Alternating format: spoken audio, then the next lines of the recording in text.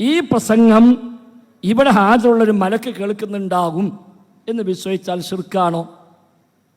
അല്ല. ഇവിടെ വല്ല ജിന്നുകളും ഈ പരിസരത്തുണ്ടെങ്കിൽ ആ ജിന്നുകൾ ഈ സംസാരം കേൾക്കും എന്ന് വിശ്വസിച്ചാൽ ശിർക്കാണോ? അല്ല. എന്നാൽ ഇറാഖിലെ ബഗ്ദാദിലെ ഖബറിന്ന് മൊഹീദ്ദീൻ ഷെയ്ഖ് ഈ പ്രസംഗം ഇപ്പോൾ കേൾക്കുന്നുണ്ടാകും വിശ്വസിച്ചാലോ? ശിർക്കാണ്. എന്താ വ്യത്യാസം? മൊഹീദ്ദീൻ ഷെയ്ഖിന് ഇപ്പോൾ ഒരു വ്യവസ്ഥയുമില്ല, അദ്ദേഹം മരിച്ചു.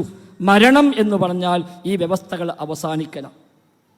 കേൾവി, കാഴ്ച, അറിവ് തുടങ്ങി എല്ലാ സിസ്റ്റങ്ങളുടെയും അവസാനമാണ് വഫാത്ത്, മൗത്ത്. അതുകൊണ്ട് മൊഹീദ്ദീൻ ഷെയ്ഖ് മരിച്ചപ്പോഴും മയ്യത്ത് കുളിപ്പിച്ചിട്ടുണ്ട്, അദ്ദേഹത്തെ മയ്യത്ത് കഫൻ ചെയ്തിട്ടുണ്ട്, അദ്ദേഹത്തിന് മയ്യത്ത് നിസ്കരിച്ചിട്ടുണ്ട്, അദ്ദേഹത്തെ മറവ് ചെയ്തിട്ടുണ്ട്. ആ വ്യവസ്ഥ അവസാനിച്ചു. ഇനി ഖബറിന്ന് ഷെയ്ഖ് ഈ സംസാരം കേൾക്കുന്ന വിശ്വസിക്കണമെങ്കിൽ ഈ വ്യവസ്ഥ ഒന്നുമില്ലാതെ തന്നെ കേൾക്കാൻ അദ്ദേഹത്തിന് കഴിയും എന്ന് നമ്മൾ വിശ്വസിക്കണം. ആ വിശ്വാസം തന്നെ ശിർക്കായി. ആ വിശ്വാസപ്രകാരം യാ ഷെയ്ഖ് യാ മുഹിയുദ്ദീൻ എന്ന് വിളിച്ചാലോ ആ വിളി പ്രാർത്ഥനയായി.